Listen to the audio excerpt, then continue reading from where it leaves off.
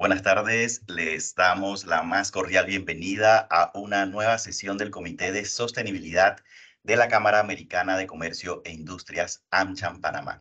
Este espacio llega a ustedes gracias a nuestro Platinum Leadership Circle, AES Panamá, Panamá Canal Railway Company, Johnson & Johnson, KPMG, Chevron, Tigo Business y nuestros patrocinadores Gold, Global Bank, Banco Lafice, 3M y Bibank. Mi nombre es Carlos Carrasco, soy el chair del Comité de Sostenibilidad y junto a Flor Picota, vice chair del comité, es un gusto poder acompañarlos en esta nueva sesión del comité para seguir compartiendo valiosas temáticas que agregan valor al compromiso que como empresas tenemos para el logro del desarrollo sostenible. Como Comité de Sostenibilidad nos hemos propuesto generar en estas primeras sesiones temas que nos permitan sentar las bases de lo que debe ser una gestión sostenible, para luego profundizar en temáticas más aplicadas y compartir buenas prácticas de nuestras empresas miembros, siempre bajo los criterios ESG. Muchas gracias, Carlos. Buenas tardes a todas las personas que nos acompañan hoy. Y así como nos cuenta Carlos, en nuestros encuentros anteriores conversamos sobre las principales tendencias en sostenibilidad del 2023 y el rol de las empresas en la Agenda 2030 en estos 7 años que nos queda para cumplir los 17 Objetivos de Desarrollo Sostenible. Ambas retransmisiones las pueden encontrar en el canal de YouTube de AmCham. En esta ocasión, y ya encaminándonos al plan de trabajo del comité que presentamos al inicio de este periodo, vamos a conversar sobre la relevancia de la G, de la gobernanza, y el rol que tenemos para insertar estos criterios ESG en la toma de decisiones de las empresas, desde reportar a las juntas directivas hasta la evaluación de nuestros proveedores. Y al igual que en los foros anteriores, primero vamos a tener una presentación de nuestro conferencista y luego vamos a pasar un espacio donde Carlos y yo vamos a profundizar unos puntos que el conferencista va a abordar y luego vamos a abrir, por supuesto, el espacio para que toda la audiencia pueda participar y hacer preguntas. Así que los invitamos a animarse a escribirnos sus comentarios y sugerencias en el chat o cuando les demos la indicación, abran también sus micrófonos.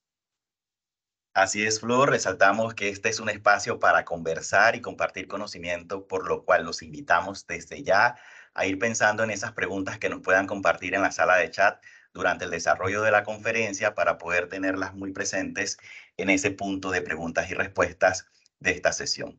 La gobernanza juega un papel fundamental en la gestión sostenible de una empresa, ya que proporciona el marco y las estructuras necesarias para garantizar una operación responsable, ética y transparente. Bajo este contexto, abordamos hoy el tema gobernanza sostenible, clave para la toma de decisiones en los negocios, por lo que tengo el honor de presentar a Carlos Barzallo. Carlos es doctor en Derecho, cum laude de la Universidad Complutense de Madrid, es máster en Derecho Comercial de la Universidad de París, máster en Derecho de la Universidad de Pensilvania y licenciado en Derecho y Ciencias Políticas, summa cum laude de la Universidad de Panamá.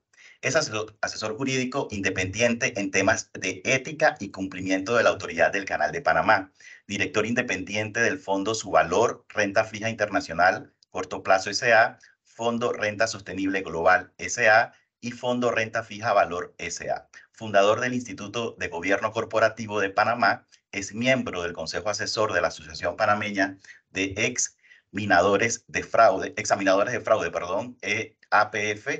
APF, y también suma a su trayectoria profesional participaciones en empresas, gremios, organizaciones e instituciones, además de una valiosa labor como docente. Para mí es un gusto poder recibir a Carlos Barzallo en este espacio. Para nosotros en el Comité de Sostenibilidad es un honor que nos puedas acompañar hoy, Carlos. Bienvenido al Comité de Sostenibilidad. Muchísimas gracias. Quiero agradecer a Carlos Carrasco y a Flor Picota y a AmCham, obviamente, por la amable invitación para presentar en el día de hoy algunos detalles de logística. El control de la presentación lo tienen en AmCham. Yo le voy a estar pidiendo que ellos hagan el pase cada vez que voy avanzando.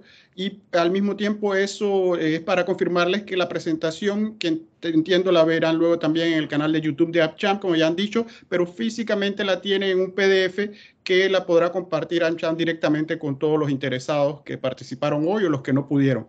Con esto lo que quiero decirles es que la presentación, que tiene mucho material, yo voy a tratar de resaltar lo que me parece más interesante para iniciar esta conversación y diálogo, como ya se ha advertido, pero la idea no es necesariamente cubrir 100% 100% lo que dicen en cada una de las filminas, esto para evitar que haya, dedicarle mucho tiempo a esto, sino que la puedan ver con calma después.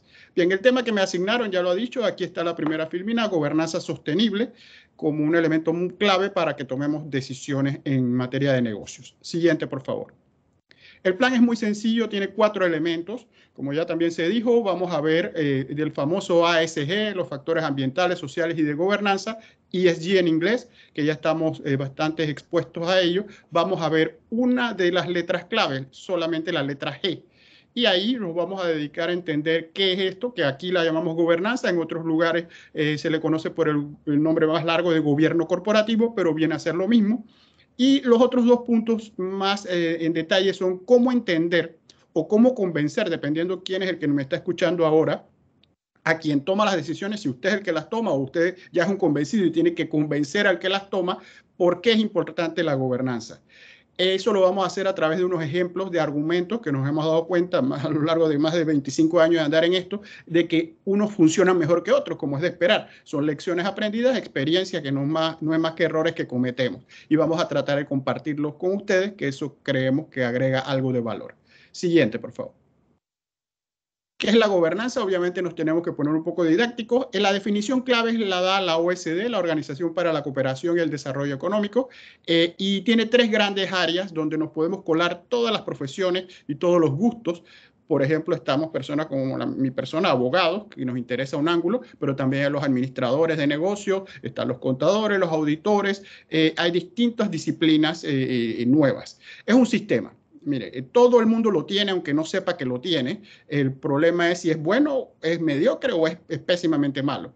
Pero todos lo tenemos, sepámoslo o no. ¿Y por qué ese sistema existe? Porque de alguna manera dirigimos y controlamos las organizaciones. Y uso la palabra organizaciones porque abarca mucho más que la empresa. Abarca otro tipo de organizaciones, por ejemplo, ONGs, pensemos en el PH donde vivimos o el PH donde trabajamos. Pensemos en las asociaciones que somos miembros o las empresas puras y duras con su ánimo de lucro. Esa dirección y control puede ser de muchas maneras. Algunas maneras son mejores que otras. También la gobernanza se dedica a ver desde el punto de vista de definición la distribución. ¿La distribución de qué? De derechos y deberes o responsabilidades. Esto es una moneda de 2 caras. Uno tiene derecho en una cara y en la otra cara está la correspondiente deber o responsabilidad. No es muy cómodo solamente tener derecho y no tener responsabilidades, y no podemos tener solo responsabilidades sin derechos. Y esto es clave que sea para todos. Todos los que estamos en esto tenemos derechos y deberes, no solo para algunos. Y por último, la estructura, que es donde entramos las distintas disciplinas, como por ejemplo, desarrollar el objetivo que tiene esa organización. En la empresa lo hemos simplificado en unos tiempos a hacer dinero. Y ya nos hemos dado cuenta que ese no puede ser el único objetivo y tampoco es que el fin justifica los medios, hacer dinero de cualquier manera. Y los medios, es decir, qué mecanismos utilizamos para lograr nuestro objetivo, que es el de hacer dinero, pero de alguna manera que hay unas reglas mínimas para lograr ese objetivo. Y todo se puede dar seguimiento y desempeño, y es donde entran los administradores que nos hacen todos los mediciones, mapas de calor, y podemos saber si estamos cumpliendo las métricas y si sabemos las famosas frases cliché, lo que no medimos no sabemos que existe, y nos vamos por distintas áreas. Como vemos, tenemos un popurrí, un sistema que distribuye derechos y deberes, estructura, objetivos y medios. Eso es gobernanza pura y dura, eso es gobierno corporativo. Siguiente, por favor. Como es de esperar, nadie nace corriendo. Hay que empezar a gatear, luego a caminar y luego a correr. El gobierno corporativo tiene distintas etapas y todos las vivimos aunque no nos demos cuenta. Todas las organizaciones van avanzando, van mutando, nacen, crecen y desaparecen. Primero nos interesa cumplir con la ley como principio demasiado básico. A algunos no le interesa tanto como a otros. Luego está los que dan por sentado que se cumple con la ley, que es una gran suposición, está cumplir con principios éticos, estándares éticos. Todos consideramos que somos éticos. Nadie se define a sí mismo como una persona que no sea ética. Y luego pasamos a un estadio donde queremos mitigar riesgos, queremos evitar tener problemas, queremos evitar, en un caso hipotético, ser multados, queremos evitar tener mala reputación. Como podemos ver, estas 3 primeras etapas son cajoneras y en ellas solo estamos interesados en no destruir valor. todavía no hemos creado nada de valor agregado adicional. Es luego de este punto del cambio donde nos interesa es generar confianza, que es uno de los elementos fundamentales, y voy a hablar mucho sobre él. La falta de confianza, crear confianza y los beneficios de la confianza. Y al final lo que queremos es competir y mejorar la competitividad en este supuesto sistema capitalista donde la idea es que el mejor, el más rápido, el que produce mejor valor, sea el triunfador y le ofrezca los mejores bienes y servicios al que los necesita. En general, la idea que yo quiero que quede es que es un tema de derechos y deberes. Esto es luego para distinguirlo de otras cosas que pueden generar confusión. Esto es derechos y deberes puros y entre mejores y más derechos tengan todas las partes interesadas, los famosos, y perdonen el anglicismo, stakeholders, ellos tendrán la gran ventaja de que se genera más confianza y así atraemos, que es una de las funciones, o mantenemos, si ya los tenemos, a inversionistas sostenibles. Y aquí entramos por primera vez a usar la palabra que está de moda, la sostenibilidad. ¿Por qué? Porque también hay inversionistas depredadores, hay inversionistas golondrinas, capital que entra y sale corriendo, que solo le interesa una ganancia rápida y no necesariamente le interesa el largo plazo. Siguiente, por favor. Como yo sé que ahí he hablado un par de charlas ya en esto y uno va creando un feedback de los que participan, una vez una persona con mucha elegancia y se la aprecio mucho, me dijo que yo estaba en Pluto hablando como en la estratosfera y no estaba en el mundo real aterrizando. Yo sé que el mundo real funciona de la siguiente manera. Son empresas familiares y esas a las que el gobierno corporativo le parece algo como extraño a ellas. Es decir, esto no va conmigo. Primero porque la definición muy general, el ciudadano promedio cuando oye la palabra gobierno y corporativo, la primera de gobierno le parece que eso es algo del gobierno. Eso es algo que tiene que ver con los políticos. Alguien tuvo que votar en algún lugar para que eso pasara. No es así. Y la otra realidad son los números puros y duros. En Panamá hay 200.000 micro, pequeñas y medianas empresas. Ese es el 97% total de las empresas que hay en este país. Ellas generan el 49% del empleo. Ese es un estudio muy reciente que hizo una empresa, Alegra.com, y se publicó el 2 de julio del 23. Entonces, cuando nosotros, si nos concentramos en las otras, las grandes, las multinacionales, las grandes empresas en Panamá, que las grandes panameñas son micro en otros lugares o medianas o pequeñas en otros lugares, pero esas son las grandes nuestras, las que cotizan en bolsa, las que son casas de valores, las que son empresas de seguro. Ese microuniverso nos puede distorsionar que no le estamos hablando a la gran mayoría. La gran mayoría son familiares y tienen 3 tipos de etapas que conllevan 3 tipos de problemas y soluciones. La primera etapa es el fundador o la fundadora. Usualmente el fundador, en un tema, y la idiosincrasia ha sido así, el fundador, el hombre crea algo, o fundadores, pareja de hermanos, o pareja hombre y mujer, y ellos se preocupan es el liderazgo, control, y luego futuro, cuando se van poniendo mayores, la sucesión y planeación patrimonial. Luego viene la segunda etapa, la sociedad de hermanos. Dependiendo cuántos hijos tuvieron, pueden ser 2, 3, 4 hermanos, y ellos quieren mantener el trabajo en equipo, que no siempre es fácil, y sustentar la propiedad familiar. Y por último, viene la tercera generación, que comienzan a surgir una serie de primos, la confederación de los primos, y vienen las esposas de los hermanos y las esposas de los primos, y la familia creció. Y hay otras preocupaciones, como por ejemplo que la empresa dé para todos, que haya liquidez para los accionistas, va a haber peleas y conflictos familiares, cómo los vamos a resolver, y cómo vamos a subsistir. Ahí es donde más comienzan a interesar por el gobierno corporativo, porque lo que buscan, por ejemplo, es poner más orden y profesionalismo. No necesariamente toda la familia es la mejor y más profesional para llevar a cabo la empresa, como si lo pudieron ser los fundadores, y les interesan figuras como, por ejemplo, los directores independientes. Una de las figuras clásicas del gobierno corporativo actual es la figura del director independiente. En las empresas familiares la vienen a ver, sobre todo en esta tercera etapa. Siguiente, por favor.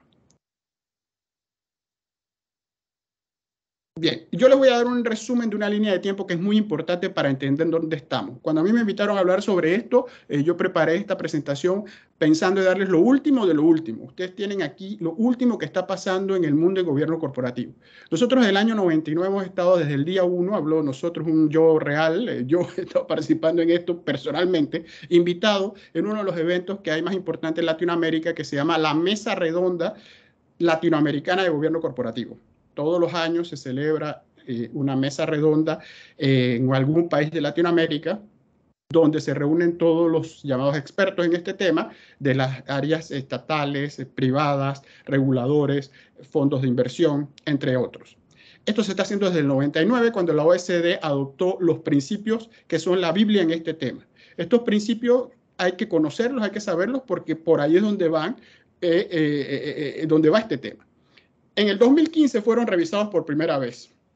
Luego, en el 2017 se le dio más fuerza, porque ya no solamente se les llama técnicamente los principios de la OECD, sino que también lo adoptó el G20. Los ministros de finanzas y gobernadores de bancos centrales del G20, las 20 potencias más grandes del mundo, también los adoptaron y se conocen como principios de OECD y G20. Nuevamente fueron revisados en el 21.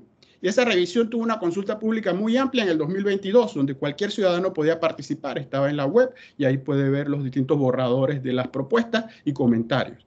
Y para decirle lo último, en el año 2023 han sido adoptados hace muy poco, hace un mes casi hoy, el 7 de junio y 8 de junio hubo una reunión donde el Consejo de Ministros de la OECD adoptó los últimos principios.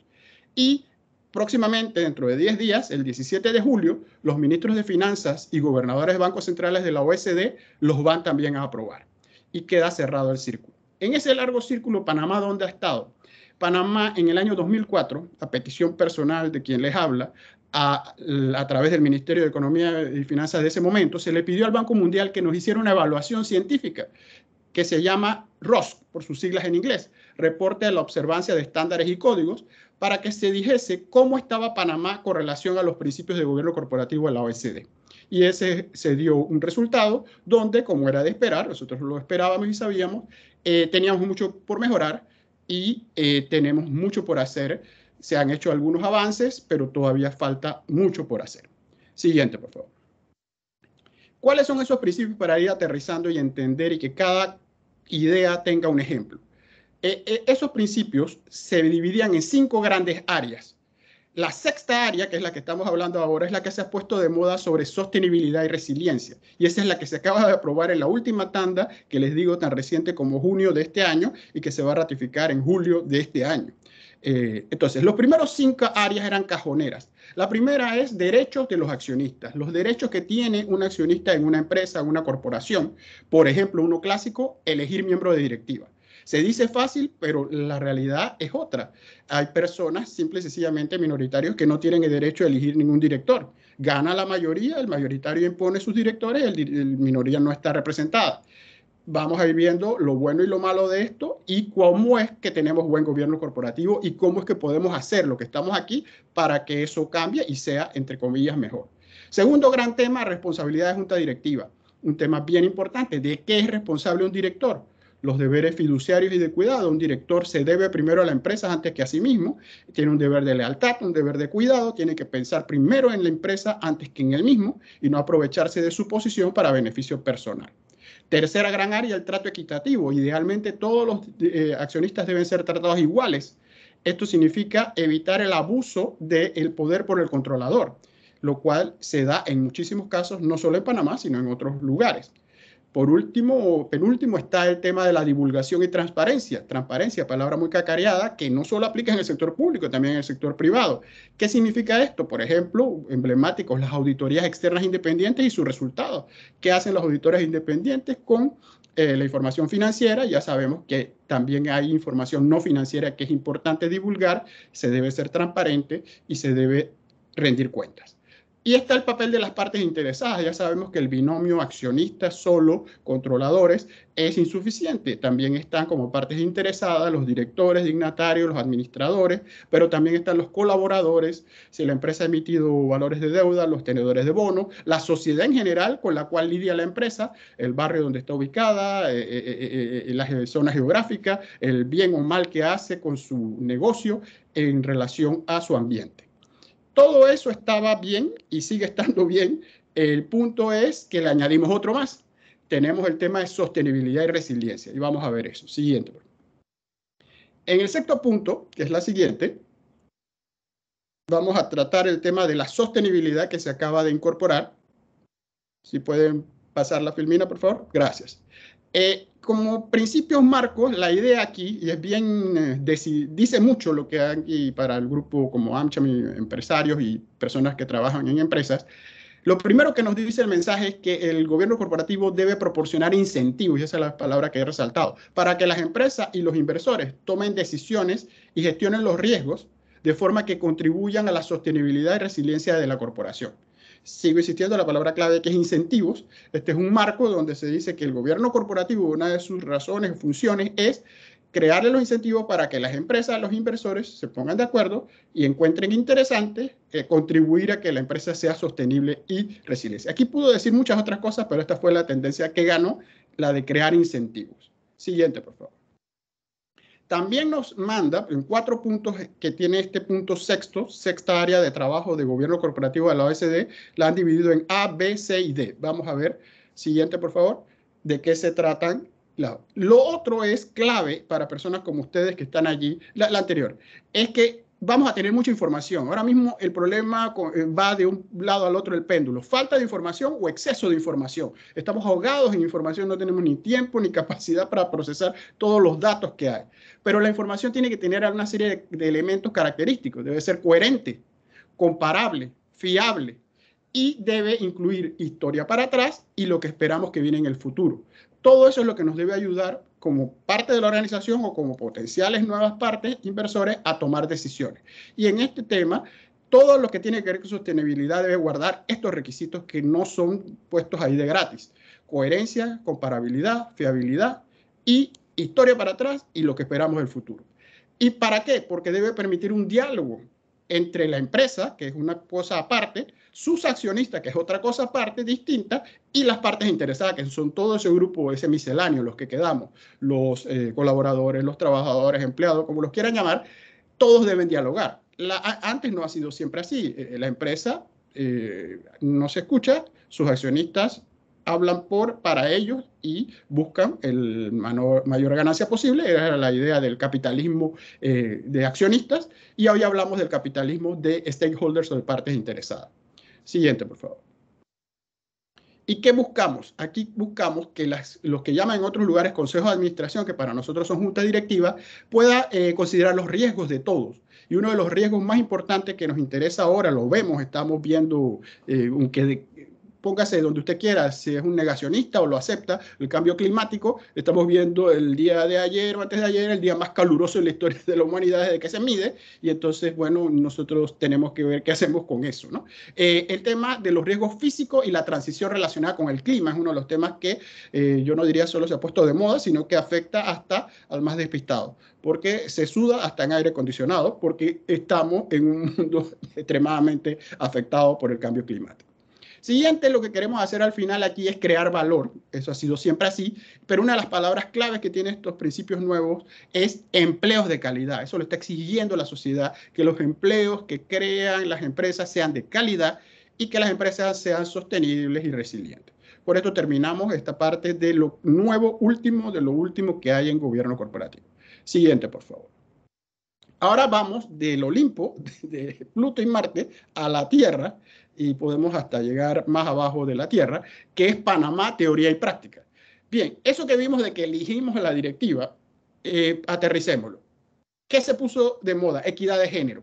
¿Qué significa eso? Mujeres en junta directiva. ¿Qué significa eso? Cuotas, que es una palabra tabú, hereje, que algunos la ven mal, otros la ven bien. A mí no me interesa mucho cómo usted la vea, a mí lo que me interesa es que usted conozca que hay una ley, que es la ley 56 de 2017, significa que cuando llegamos a esa ley, la etapa de discutir si las cuotas eran buenas o malas ya quedó superada porque estamos en ley. Las leyes no se discuten, las leyes después de aprobadas se cumplen. Y la ley 56 de 17 nos dice un mensaje muy sencillo, que a esta fecha donde estamos, tiene que haber 30% de mujeres en las juntas directivas de ciertas empresas. Ese es puro y duro, y al que le gusten los números y la matemática solo tiene que saber si tenemos ese 30% o no. Si no tenemos ese 30%, estamos en incumplimiento de la ley y las leyes no deben estar para no cumplirse. Pero esa teoría no funcionó en Panamá porque la ley 56-17 no se está cumpliendo y tenemos un desfase y no tenemos el 30%. Advierto nada más para cerrar esta idea de que la ley no fue introspectiva. La ley comenzó con un porcentaje en el 2018 de 10%, 2019 de 20% y en el 2020 era 30%. Es decir, estamos en el 2023 donde ese 30% debía cumplirse. Y no solo la debe cumplir la empresa privada que le toca a algunos sectores, no la aplica a todo el mundo, pero no me quiero extender, sino que los propios gobiernos y los reguladores tienen también que cumplirla. No siempre es así, a veces se da un mal ejemplo. Yo no solamente estoy teorizando con esto, yo en el sector bancario, viendo de que se habían dictado un acuerdo de la Superintendencia de Bancos, previamente un decreto ejecutivo del Ministerio de Economía y Finanzas, donde se creó un sistema que, en mi opinión, permitía no cumplir con la ley de manera reglamentaria. El sistema, contrario a la ley que decía tenga estos porcentajes en tales años, creó un sistema donde le decía a usted, llene un formulario donde me explica por qué no puede tener ese porcentaje. Como se puede apreciar, es un cambio de sistema. De tenga ese porcentaje a explíqueme por qué no lo tiene. Eso es un sistema que se llama cumplir o explicar, comply or explain, que es un tema donde usted, al no cumplir, le dice a la persona por qué no cumple y el mercado decide si quiere tratar con usted y le gusta su excusa. Sin embargo, yo alegaba de que eso no se podía dejar en manos de los interesados, que ellos decidieran por qué no podían cumplir o no, porque la ley no lo decía así. Y presenté 2 demandas de ilegalidad ante la Sala Tercera de la Corte Suprema de Justicia contra un acuerdo bancario y un decreto que así lo permitía. La Corte en Sala Tercera, los 3 magistrados en uno no me dieron la razón y declararon que es perfectamente legal que el decreto ejecutivo establezca una sistema de cumplir o explicar, y en otra hubo un salvamento de voto importante. 2 magistrados dijeron que no era ilegal, pero un magistrado hizo un salvamento de 8 páginas muy completa, donde coincide con mi posición de que eso no es posible dejárselo al interesado que diga si va a cumplir o no, porque se dan unos absurdos de que hay entidades que no tienen mujeres y han explicado en el formulario que no tienen mujeres en junta directiva porque no encuentran mujeres para cumplir las posiciones. Yo creo que esa no es una respuesta correcta. El segundo gran tema, responsabilidades de directores. Tenemos debilidades estructurales en Panamá. Tenemos una figura inventada en la práctica que se llaman directores nominales, nominee directors, que una misma persona puede llegar a ser directora hasta en 17.000 sociedades. Es un caso real que estaba ahora mismo en tribunales, en la audiencia del llamado Lavallato, que se dio hace poco. Una persona aparece como directora en 17.000 sociedades. Eso no es de sentido común. Los controladores pueden abusar y no hay mecanismos eficientes para remediar esos abusos. Algunos de ustedes se acordarán en los tiempos de los años 2000 cuando se dieron en Panamá muchas OPAs, las ofertas públicas de adquisición, donde grandes empresas fueron adquiridas en ofertas públicas de adquisición, y la idea ahí era que hubiese un tratamiento igual para todos los accionistas y todos se beneficiaran con la compra. Si ustedes se han dado cuenta, los últimos 5 años o más ya no hay OPAs. La OPA era un mecanismo de ayuda para que los controladores no abusaran, y se le encontró formas para que ya no hubiese necesidad de OPAs. Siguiente, por favor. Y los últimos 3 ejemplos del cielo a la tierra en cuanto a principios, los mismos principios que mencioné de la OECD, teóricos, y que debemos aspirar por buen gobierno corporativo puro y duro, que es, a algunos les parecerá, y me disculpo, pero así es, temas muy jurídicos, pero es que son las reglas que están en la Ley de Sociedades y en el Pacto Social, porque fuera de esos 2, y luego hablaremos un poco más, si usted pone esto en otros lugares, está muy interesante y bien que lo haga, pero esos otros lugares no son los lugares donde deben estar los temas tratados. Esto es como un tema de la base. La base tiene que estar en la ley, en el Pacto Social, los estatutos, los reglamentos, y después usted lo pone en otros lugares muy interesantes y bonitos, pero si empieza el edificio al revés, usted va a tener más decoración que base. Las 3 ideas finales que les voy a decir son las auditorías externas independientes fundamentales para divulgación de información. Tenemos retos muy grandes. Yo les invito a ver 2 ROSC importantes, reportes de observancia de estándares y códigos que se le hicieron a Panamá en el 2004. El de gobierno corporativo invitó a ver y hacer uno sobre contabilidad y auditoría. Ese se hizo en el 2009 también. Y los resultados son de que hay mucho por hacer en el tema de la contabilidad o la auditoría en Panamá para que la información sea de mayor relevancia, importancia y fiabilidad para las personas. Y por último, el tema de las partes interesadas. es importante, los informes publicados y la calidad de información deja mucho que desear. El ejemplo concreto, un estudio que hicimos en el Instituto de Gobierno Corporativo cuando yo estaba en la directiva, en eso se estudiaron 5 empresas estatales muy importantes que afectan a todo panameño. No se trata de empresas grandes de bolsa ni grandes conglomerados, sino se trata de tomar agua, el IDAN, encender la luz, TESA, tomar los corredores, ENA, usar el metro, y los que tengan más privilegio viajar, Tocumen, usar el aeropuerto. Esas 5 empresas estatales, que esa es su característica, son del Estado. La información que daban pública en su web fue analizada por un consultor, no cualquier consultor, uno de los creadores de las guías de gobierno corporativo para empresas estatales, que desde el extranjero las vio y lo que encontraba en las páginas web de estas 5 entidades lo comparó con los principios y determinó que tenemos mucho por hacer. La información debe mejorar. Entonces, al final termino con una conclusión de que el marco general hay 2 rarezas. Panamá no tiene regulador de sociedades, a pesar de que fue un momento una potencia en materia de sociedades. No confundamos, el registro público no es un regulador, el registro público es un lugar donde van y se inscriben y se disuelven, se registran. Ahora surgió la superintendencia de sujetos no financieros obligados, tema de blanqueo de capitales, pero la ley actual es un producto que se ha hecho para la exportación, las llamadas offshore, y está en franco declive hoy por su abuso. Siguiente, por favor. Y la idiosincrasia panameña es importante, cualquiera que esté en este evento, si él mismo no es el dueño controlador, trabaja con alguien que lo es, hay una especie de frase, la empresa soy yo, el controlador considera que no hay una gran diferencia entre la empresa, una ficción jurídica, un invento, y yo soy la empresa soy yo, es como el Estado soy yo. La confusión con otros temas tampoco ayuda y para eso hacemos este tipo de eventos y felicitamos a los que lo hagan y los apoyamos para separar los temas que tienden a confundir. Esto no es ética, que se han puesto de moda los códigos de ética, bienvenidos sean. No es responsabilidad social empresarial, también muy loable. No es cumplimiento y compliance, que está cada día más de moda. No es auditoría interna ni externa. No es controles internos. Le llamamos atención, por ejemplo, el Acuerdo 5-2011 de la Superintendencia de Bancos sobre gobierno corporativo. Cuando usted lo lee, todo es sobre controles internos. Esa es su principal preocupación. Sobre derechos y deberes de accionistas hay 1 o 2 artículos, cuando mucho. Todo lo demás, todo el andamiaje está hecho para y pensando en temas de controles internos. No es tema de prevención de blanqueo de capitales, que se ha puesto de moda la figura del oficial de cumplimiento, la ley 23/2015, y como tenemos esta relación curiosa con el Grupo de Acción Financiera GAFI, es un tema pues que aquí es importante. Siguiente, por favor. Entonces, ¿qué podemos hacer? Debemos asegurar sostenibilidad. El gobierno corporativo, el bueno, sirve para asegurarnos de que haya sostenibilidad. ¿Por qué? Porque atiende las necesidades de todas las partes interesadas. Y no dejo de recalcar la palabra todas, que es importante. No solo los accionistas, ni mayoritarios, ni siquiera minoritarios. ¿Y por qué es importante? Porque en Panamá hay un problema actual de desconfianza. ¿En qué me baso? Hay una encuesta de CIEPS publicada en el año 2020, donde se informa que el 80.9% piensa que la gente en Panamá es poco o nada confiable. Con un nivel así de 80.9, donde no confiamos entre nosotros tenemos un serio problema que hay que construir confianza, hay que dar confianza.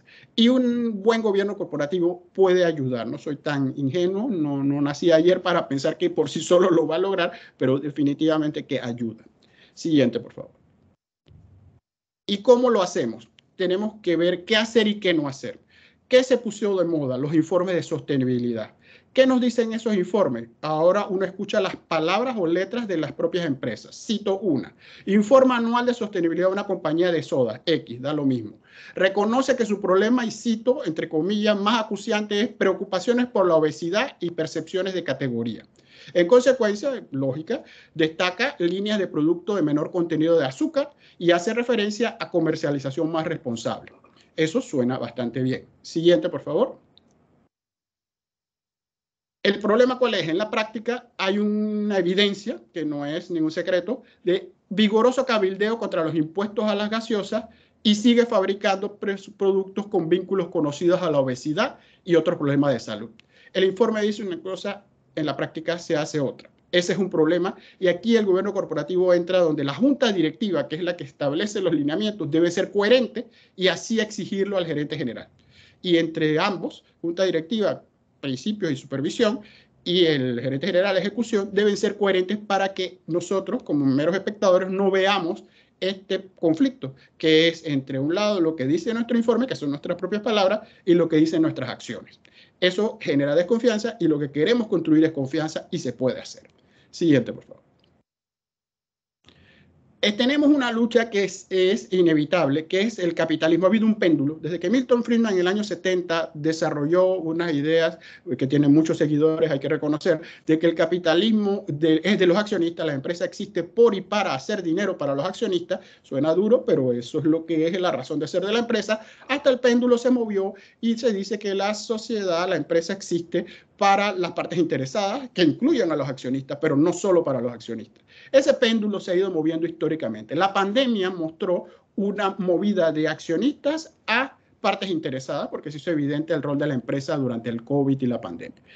Hay un estudio, porque yo trato de evitar opiniones y dar estudios y datos duros. Usted luego los acepta o no, eso es libertad de cada uno, o quizás tenga otros estudios que contradicen esto, pero lo que yo puedo demostrar es lo siguiente. La Escuela de Derecho de Harvard hizo un estudio, hay dos profesores muy respetados y conocidos, el Bebchuk y Tallarita, en el 2020, en la pandemia, donde estudiaron lo que se llamó la Declaración de la Mesa de Negocios sobre Capitalismo de Partes Interesadas.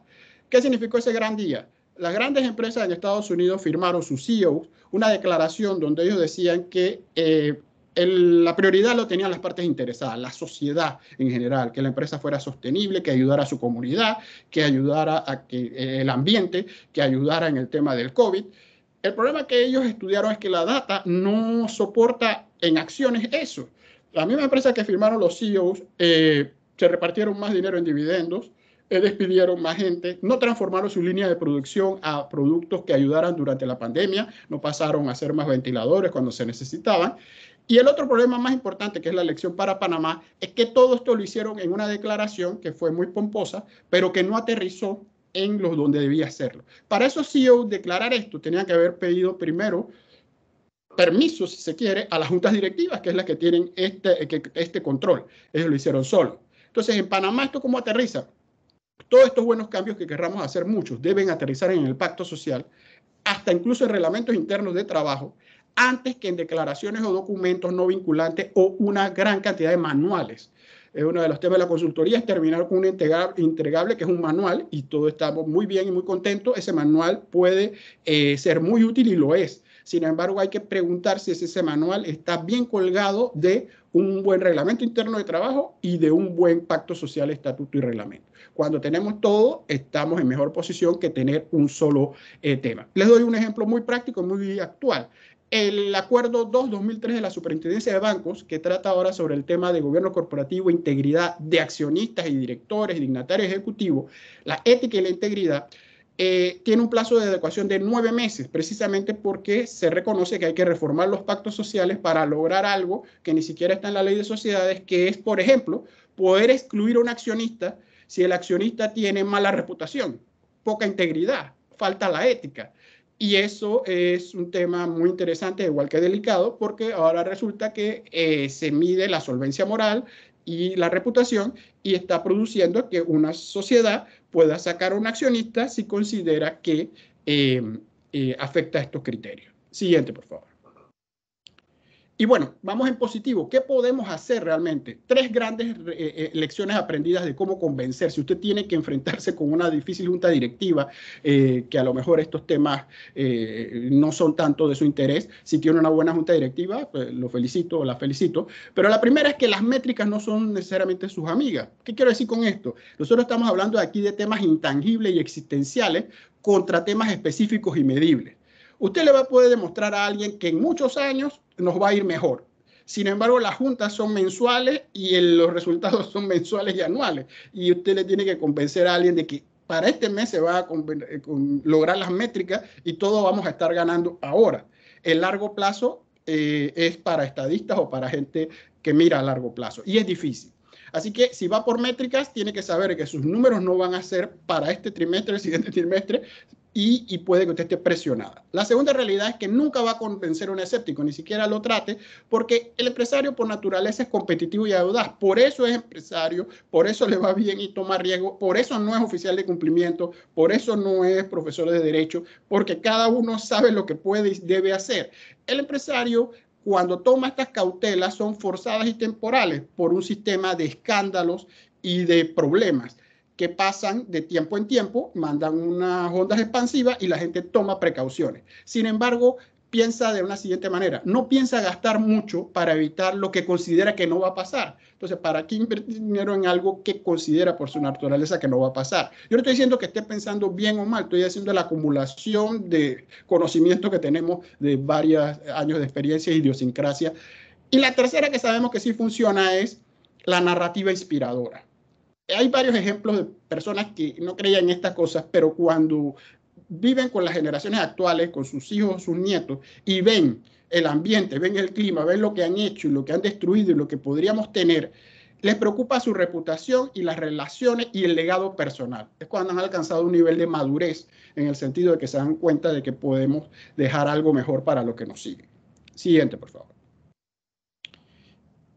Y bueno, se pusieron de moda las tres palabritas. La portada del Economist es dice mucho, ESG.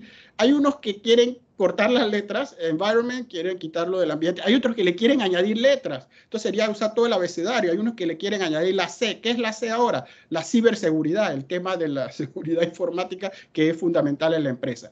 Tanto es así, y esto se ha politizado tanto en Estados Unidos porque ha tomado color rojo o azul, que el tema ASG y ESG está enfrentando retos. Algunos sugieren cambiarle el nombre, hablan de un amigo de la mesa redonda de gobierno corporativo latinoamericano, Stephen Davis, profesor de Harvard. Él habla de inversión 360, es decir, volver a lo básico, que es todas las métricas y elementos que no tienen que ver con los números puros y duros de información financiera, y es lo que las decisiones que tiene que conocer, perdón, la información que tiene que conocer un inversionista para tomar buenas decisiones. Siguiente, por favor. Y este ecosistema se complica más porque ahora estos estándares, hay una serie de instituciones que están generando toda esta data a través de estándares y reportes que tratan de lograr una cierta convergencia y van creando una cascada y una influencia desde la IFRS, la información financiera, los temas de sostenibilidad, cómo reportamos, cómo informamos, porque abunda la data y hay que unificarla para que la entendamos. Siguiente, por favor. Y yo quiero terminar con algunas lecciones de tipo propositivo. Por ejemplo, uno de los problemas que tenemos, hablando en términos generales, yo no creo que las personas que le dedican un almuerzo un día a hablar de esto y están en comités como este, ya dicen mucho, son convencidas. Los que hay que convencer normalmente no están aquí. La primera realidad es que nosotros tenemos miedo a sonar ingenuos. Eso realmente no es ningún insulto, eso es una condición. La idea que no queremos es, nosotros la sabemos pero no la queremos decir en voz alta, es se debe ser bueno, ético, íntegro, aun cuando no se gane dinero. Es decir, si usted se mantiene en esa línea, hay que ser bueno, ético e íntegro, aun cuando no se gane dinero, es el primer punto. El segundo punto es que cuando nosotros argumentamos que siendo ético, íntegro y teniendo buen gobierno se gana dinero, ahí nos hemos metido en un lío. ¿Por qué? Porque entramos en una posición poco envidiable de tratar de presentar un argumento comercial simplista con un propósito corporativo y nos vamos contradiciendo contra la máxima anterior. Es decir, hacer todo esto que estamos aquí recitando le va a hacer dinero. Ese es el argumento comercial. ¿Y qué pasa si hiciéramos todo esto y no hacemos dinero? Lo contrario es que vamos a hacer entonces malos, poco íntegros, poco éticos, porque eso es lo que nos hace dinero. Creo que no, pero hay que pensarlo, ¿no? Y debemos y podemos solucionar el problema porque esto tiene que terminar en positivo. Hay que evitar que los empleados, colaboradores, trabajadores, como le quieran llamar, y los clientes actuales y los futuros colaboradores, la juventud que está buscando dónde trabaja, vean que las empresas son como hipócritas, lanzando declaraciones de valor sin sentido en folletos muy bonitos. Ese es el reto. Siguiente, por favor.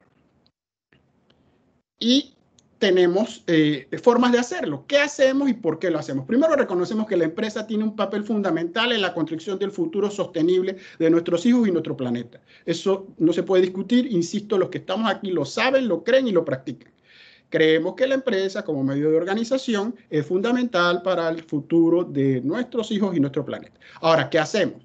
Debemos vincular el liderazgo responsable, el gobierno corporativo desde una perspectiva legal, por más aburrida que parezca, y ética, como un factor determinante para lograr la sostenibilidad. ¿Por qué? Porque esto ofrece restaurar la confianza pública que está deteriorada aquí en otros lares y garantizar la supervivencia del planeta a largo plazo. La pregunta obligada es y retórica es, ¿se necesita más que eso como objetivo y razón de ser? Esa pregunta nos la debemos hacer todos y responder, obviamente, hacer y responder. Siguiente. Bien, yo les dejo mis datos aquí en correo electrónico, Twitter, hay un blog y con mucho gusto quedo a su disposición para preguntas. Gracias por su atención. Muchas gracias, Carlos, por toda la información que nos compartes. Estamos seguros que nuestras empresas miembros están tomando nota de muchas oportunidades para seguir robusteciendo nuestra gestión sostenible con sólidas bases en la gobernanza en nuestras organizaciones. Así es, muchas gracias, Carlos. La información, la verdad es que muy valiosa y estamos recibiendo también muchísimos comentarios y preguntas de toda la audiencia. Yo quiero rescatar un punto que me parece súper relevante y que nosotros hemos conversado antes en este espacio. Quienes somos responsables de las áreas de sostenibilidad, tenemos que ser unos articuladores de la gestión, más allá de estar nosotros en todos los departamentos y hacer todo nosotros, es abrir esos espacios para que todas las áreas de la organización tomen decisiones basadas en criterios de sostenibilidad, comenzando con la junta directiva, como bien lo has dicho. Y tomando esto en cuenta, me gustaría que nos cuentes en el caso de la documentación de este gobierno corporativo, las políticas y manuales que mencionaste, en tu experiencia, ¿qué recomendaciones nos puedes dar para que como encargados de sostenibilidad incentivemos ese pasar del papel a la práctica? Sí, muy bien. Eso es bien importante y cada día aprendemos más. Todos, hago mea culpa, comenzamos cometiendo un error de que nos fijamos más en la forma que en el fondo. Entonces necesitamos documentar todo para que eso esté allí y luego nos damos cuenta que eso crea una mentalidad que le llaman, perdón, el anglicismo box ticking approach, que es la de poner ganchitos en los cuadritos y decir que cumplimos. Si ya aprendimos eso, la idea es uno gana experiencia y no volverlo a cometer. Como reguladores pedíamos en su momento, tengan su código de ética, tengan sus manuales, y los manuales cada día se convierten más importantes porque la idea de la regulación y supervisión es que usted mismo se ponga su manual, sus reglas, y luego yo lo voy a supervisar a usted en base a sus propias palabras, conducta, y lo voy a medir es contra sus propios estándares, además de lo que haya en ley y ética. Entonces, los manuales son importantes, no puedo dejar de mencionar lo importante que son. Clave que nos ayudan los consultores. Sin embargo, a veces hay que lograr convencer a las directivas de que esto no es un requisito de que hay que hacer porque hay que hacer, sino que hay que verdaderamente interesarse en que sea de un contenido práctico real. Para eso todos deben participar, no se le puede dejar a un tercero extraño que lo haga, que esto lo que va a pasar, disculpen demasiada sinceridad, es que esto se convierte en un concurso de copy-paste, cut and paste y todos los manuales se terminan pareciendo, porque lo más importante es que sean muy parecidos a la empresa que van a realmente ayudar y el manual sea muy propio y que sea asumido por todos los que lo van a vivir. Porque usted le puede traer el manual, el mejor suizo, y se lo impone, se lo fuerza, y eso va a ser como un injerto en una operación que está tratando de salvar al paciente, pero le está metiendo un cuerpo extraño. Entonces, el mensaje sí, y ahora hay ISO para todo, hay manuales para todo. Eso no es el problema per se. El problema es tener la actitud correcta para llegar a él, el por qué lo quiero. La mayoría de las veces va a ser porque se le impone una regulación. Esa es la real, la primera. La segunda, mucho más madura, es si usted puede ver lo que lo necesita para anticiparte a los hechos. Y la tercera es cuando ya lo tiene y lo vuelve de todos, de manera que participen de arriba a abajo y que no se vuelva un tema de unos cuantos y que ese es su problema y vean a ver qué hacen con eso para decir que lo tenemos. Entonces, el círculo virtuoso sería lograr el convencimiento de la cabeza, el apoyo total, que requiere recursos económicos. A veces lo económico no es lo principal, es el tiempo, es la dedicación, es que se note el interés.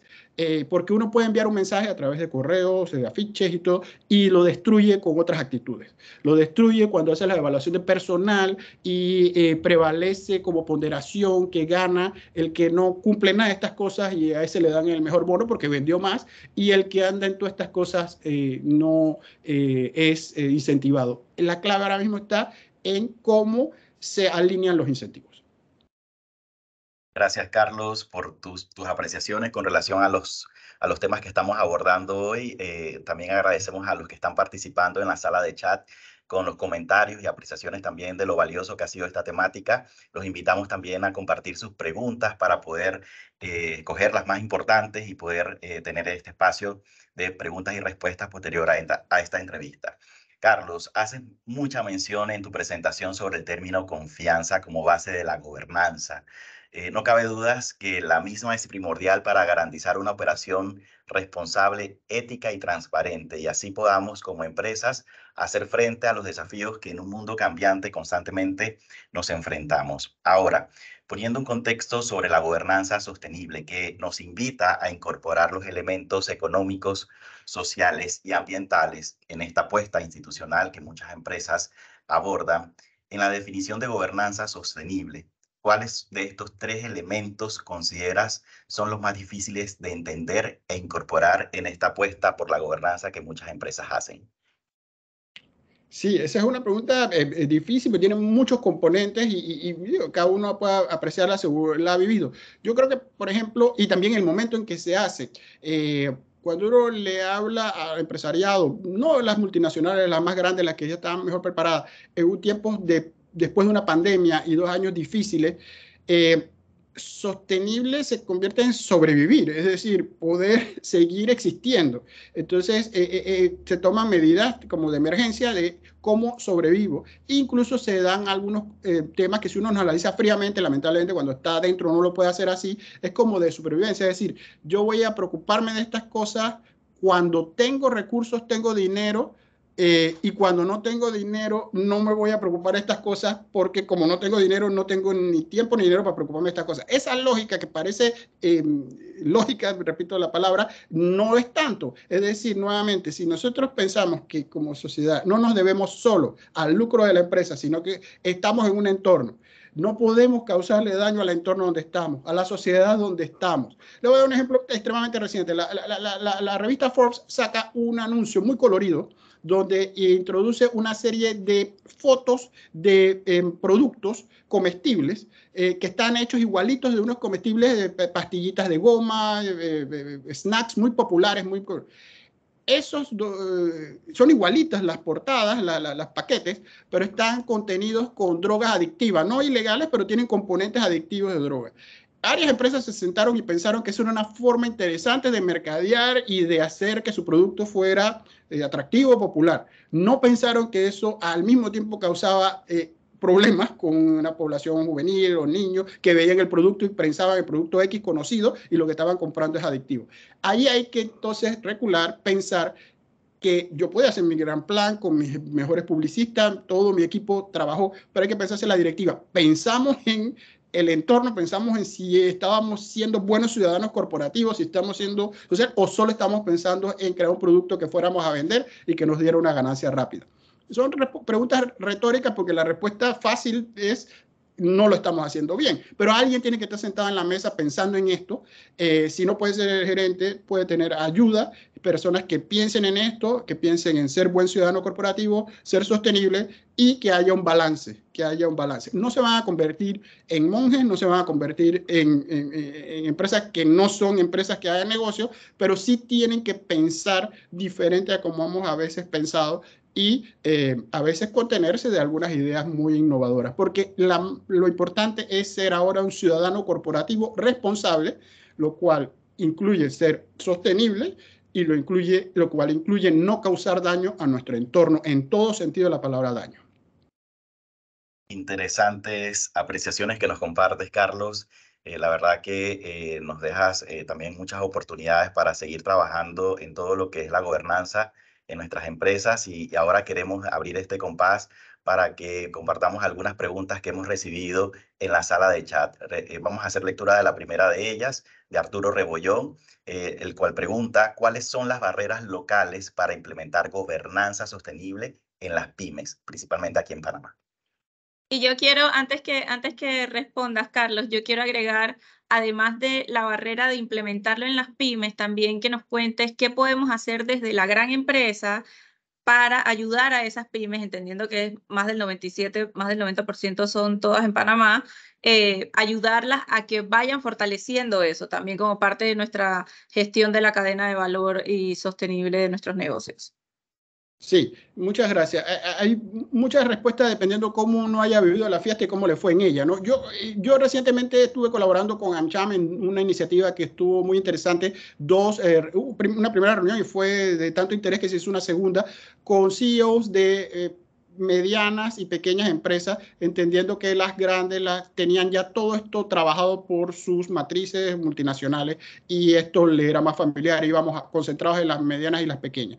Y allí hubo una buena receptividad de varios CEOs que querían atender esto que la pregunta muy inteligente hace. ¿Cuáles son las barreras? Bueno, las barreras comienzan, y obviamente uno se va a refugiar en lo que conoce, está en el tema normativo.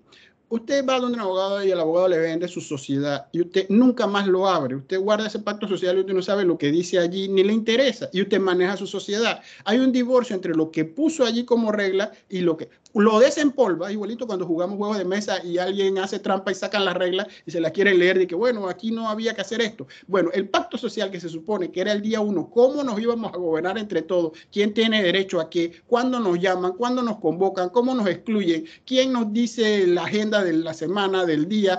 Todo eso que parecen problemas de abogados, no son problemas de abogados, son la manera de vivir en sociedad corporativa y saber cuáles son las reglas. Usted puede incluso descubrir que usted no necesitaba trabajar a través de una sociedad anónima. Usted podía trabajar a través de una sociedad de responsabilidad limitada, pero a lo mejor le vendieron una anónima porque era la más fácil y la más rápida de hacer. Y era la que sabía hacer el abogado que usted se la pidió. O usted podía no necesitar trabajar, lo que usted buscaba era responsabilidad limitada. ¿Qué significa eso? Que su patrimonio personal no quedará arriesgado en el negocio, pero usted no necesitaba. Entonces, ¿qué quiere decir con esto? Hay que entender cuáles son las reglas del juego, que nadie nos las impone, nosotros nos las podemos imponer nosotros mismos a través de nuestro pacto social. Y luego de allí, ese es el mensaje que le enviamos a todos, a nuestros directores, nuestros dignatarios, que son diferentes, los terceros que tratan con nosotros, nuestros accionistas mayoritarios y minoritarios, y todos tenemos el ecosistema, los colaboradores y todos los demás. Esa es la barrera que tienen porque las pymes tienen un problema de poco interés en esto. Esto es un tema que se les siente lejano y que no les va a cambiar en nada. Ellos tienen otras necesidades más apremiantes de sobrevivir. Hay que echar un paso atrás y ayudarse en este sentido para entender bien de dónde partimos, ponernos las reglas y cumplirlas. Es bien importante porque cuando hay problemas nos damos cuenta de las debilidades y deficiencias que tenemos y que no podemos solucionar porque no establecimos reglas iniciales que nos ayudaran a solucionar ese problema que va a surgir. Así es, Carlos. Gracias nuevamente por compartirnos esa oportunidad también de pensar en este segmento de empresas que también son tan importantes en la economía por todo lo que generan a nivel de empleabilidad y el impacto que tienen en relación con estos temas que estamos hoy aquí abordando. Vamos a compartir otra pregunta, es de Dacila Acevedo, también miembro del comité. ¿Cómo están impactando a nivel de madurez en materia de ASG en el país para atracción de inversiones sostenibles en las empresas? ¿Cómo están impactando a nivel de esa oportunidad de implementar los criterios ASG para atraer inversiones sostenibles? Sí, mire, yo te voy a contestar de dos maneras. Una que es el librito tradicional, que es la Biblia, de que si usted tiene buen gobierno y usted respeta esto, usted va a atraer inversionistas. Eso es cierto, pero hay que ubicarnos en realidades. Lo más probable es que usted, BlackRock, no va a invertir en usted en Panamá, me refiero. Eso no es una realidad que va a pasar mañana. O, paradójicamente, alguien sí va a invertir en usted precisamente porque usted no tiene nada de esto, pero tiene un buen negocio, tiene un buen nicho y él lo que quiere es tomarse su posición y él entonces manejarla bien y generar más. Así que seamos bien realistas. Hacer estos simplismos me parece, en mi perspectiva poco serio decirle a usted algo simplista. Sea bueno, usted va a mejorar y va a tener inversionistas. Lo que sí le puedo decir es que si usted mantiene un desorden y una falta de coherencia, usted va a estar en las estadísticas de los que desaparecen. Visto de esa manera. La otra no es que usted poniéndose todo en orden, con eso necesariamente va a invertir. Puede que sí, puede que adquiera mayores inversionistas, pero no necesariamente. Pero no quiero desilusionar a nadie creyendo que habiéndolo hecho todo, mañana van a desembarcar los inversionistas desesperados a darle dinero. No funciona así. Paradójicamente, y uno lo logra entender después de 30 años, hay veces que se compran las empresas que tienen debilidades porque así se pueden comprar más baratas. Y luego lo que sí tiene es un buen producto, un buen negocio que se explota mejor. Así que no nos vayamos al extremos pasionales del péndulo. Lo que sí debemos concentrarnos es que si usted tiene un negocio bien desorganizado y mal manejado, hay más riesgo de fraude de sus empleados hacia usted mismo. Usted se le van a perder las cosas y no sabe ni dónde están. Usted no va a sobrevivir ni le puede dejar nada a sus hijos porque no hay nada que dejar porque no tuvo las cosas ordenadas. Una forma más sencilla, ¿no?, de la OCDE, de gobierno corporativo, es orden. Y no todos son ordenados, ¿no? Hay personas que no lo son. Lo que tienen que unirse con gente que sí lo es. Y esa gente la puede ayudar a balancear y tener una perspectiva más completa. Resumen, la teoría y los números. Tengo otro par de presentaciones donde hay una serie de números, pues yo no quería contradecirme a convencerlo de que a través de los números. Hay más fondos ISG que nunca. Hay más inversión en fondos ISG que nunca. Hay más fondos verdes. Las estadísticas, los informes de contabilidad, en el 90 eran 20, ahora hay más de 100,000. O sea, que uno puede usar el argumento de que hay un interés inusitado, pero eso se está dando sinceramente en Europa y en Estados Unidos. Hablar de que en Panamá ese es el cambio hoy, yo creo que falta mucho, porque nosotros todavía tenemos que hacer ciertas cosas todavía más básicas para llegar a ese nivel. Esas son opiniones. Muy bien, muy bien. Vamos a hacer una última pregunta, respetando el tiempo acá de los que han asistido a esta sesión de nuestro comité. Vamos a hacer la pregunta de Frank Amador. En un mundo globalizado, los criterios y aplicación de criterios de sostenibilidad varían de forma importante, dando ventajas económicas al que no las cumple. ¿Cómo ves la dinámica y tendencia de este importante factor? Al final sufre el planeta, comenta Frank Amador. Sí, y Frank tiene toda la razón, y esto es transversal. Eso lo vimos, por ejemplo, la adopción de las normas internacionales de información financiera, antes las normas internacionales de contabilidad, NICS, después IFRS. ¿Cuál era la regla? Y aplica igualito aquí. Si usted hace, que nosotros tres estamos juntos, y el mundo son 3 millones más que nosotros, y 2 seguimos la regla y 1 no, pero no hay nadie que vigile eso.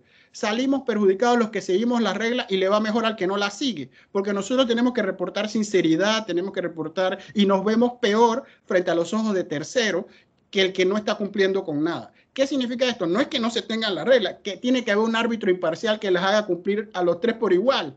Ese árbitro desearíamos que fuera el mercado, pero el mercado no puede comparar peras y manzanas. Si nosotros dos estamos dándole información y el otro no la está dando igual, pero dice que sí, tenemos una asimetría que le gusta llamarlo de economía. Entonces lo que hay que buscar es que todos la reportemos igual, igualito en sostenibilidad. Por eso están trabajando tan arduamente con los datos que tienen contra el greenwashing.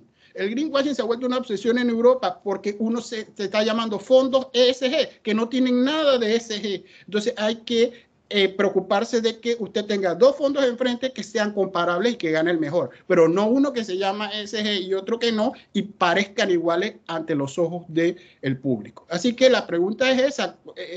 Necesitamos, lo que le gusta a ese anglicismo, level the playing field, nivelar el campo para todos, para que juntos partamos de ahí. Se dice fácil, es difícil hacerlo porque requiere un árbitro imparcial que en nuestros mecanismos, nuestros países, es escaso, es normalmente el gobierno, y hay enormes problemas que incluyen, hay que ser muy autocríticos, los conflictos de intereses. Nosotros mismos a veces terminamos siendo los jueces y árbitros de nosotros mismos. Muchas gracias, Carlos. Nos podríamos quedar aquí toda la tarde aprovechando todo este conocimiento y experiencia que tienes en esta temática tan valiosa para la apuesta que hacemos para una gestión sostenible en las empresas que trabajamos todos los días en esta oportunidad. Quisiéramos terminar con una reflexión de tu parte, un mensaje que nos puedas compartir para poder seguir abordando este tema tan importante de gobernanza y en el contexto de la sostenibilidad en nuestras empresas. Un mensaje final, Los Carlos. mensajes finales, agradecerle nuevamente la invitación. Esto da para mucho, como nos hemos dado cuenta, y se puede seguir conversando por largo rato. Espero que las ideas hayan sido algo coherentes, son muchas y cada una de ellas da para más desarrollo. Y les agradezco mucho su paciencia al haberme escuchado e invitado. Muchas gracias. Muchas gracias, Carlos, por tu participación hoy, que seguro nos traerán nuevas oportunidades para seguir trabajando en gobernanza y apostar a esa sostenibilidad en las empresas que estamos acá en AmCham. Sí, muchas gracias y seguro que como parte del plan que nosotros tenemos y los distintos temas que vamos a estar trayendo, con seguridad te vamos a volver a invitar porque de verdad que nos interesa muchísimo seguir profundizando en esta materia. Muchas gracias de todas formas a todas las personas que se conectaron, a las que ya se retiraron. Esta transmisión, como les comentamos, será subida al canal de YouTube de AmCham y les estaremos compartiendo en la descripción del video que vamos a subir información sobre el tema tratado. Aprovecho para recordarles a todas las empresas miembros de nuestro comité que AmCham tiene disponible un espacio en el boletín semanal para que enviemos nuestras noticias sobre las iniciativas de responsabilidad social, que estamos seguros que todos tenemos casos de éxito en las distintas dimensiones de la sostenibilidad y les invitamos a aprovechar ese medio para comunicar sus logros, posicionarse como referentes y, por supuesto, encontrar alianzas. Y escaneando el enlace, el código QR, perdón, que tienen en la pantalla, por favor, ingresen y compártanos sus comentarios y sugerencias sobre los temas que les interesa que abordemos en los próximos espacios que vamos a estar organizando. Y también aprovechen para invitar a otras personas de sus organizaciones a que asistan a los comités en los momentos o en los temas en los que les puede interesar. Así es, Flor. Nuevamente, gracias, Carlos, por la oportunidad que nos brindaste en esta sesión del Comité de Sostenibilidad. De esta forma, damos por culminada una sesión más del Comité de Sostenibilidad de la Cámara Americana de Comercio e Industrias de Panamá. Agradecemos la participación de todos los que se han conectado para ser parte de este valioso espacio. Los esperamos en nuestras próximas sesiones. Tenemos 2 para anunciar el día de hoy, el próximo martes 11 de julio a las 12 p.m., junto al Comité de Comercio e Inversión vamos a estar abordando el tema empresas panameñas y sus avances en materia ESG, justo como continuidad del tema presentado hoy, con 2 empresas que nos contarán su experiencia en torno al abordaje de criterios ESG. Para ello nos contaremos con Eloy Lever, director de Sostenibilidad y Asuntos Corporativos de Cervecería Nacional, y Ariel Herrera, gerente directivo de Finanzas y Tesorería de Caja de Ahorros. También los invitamos para que anoten en sus agendas desde ya al próximo jueves 10 de agosto a las 12 mediodía, donde abordaremos ahora la dimensión social de los criterios ESG para seguir justo ese hilo conductor que hemos comentado en esta sesión, de la mano de Paulina Rodríguez, socia de Comunica Latam. Nuevamente, gracias a todos por acompañarnos. Nos vemos pronto. Excelente tarde a todos.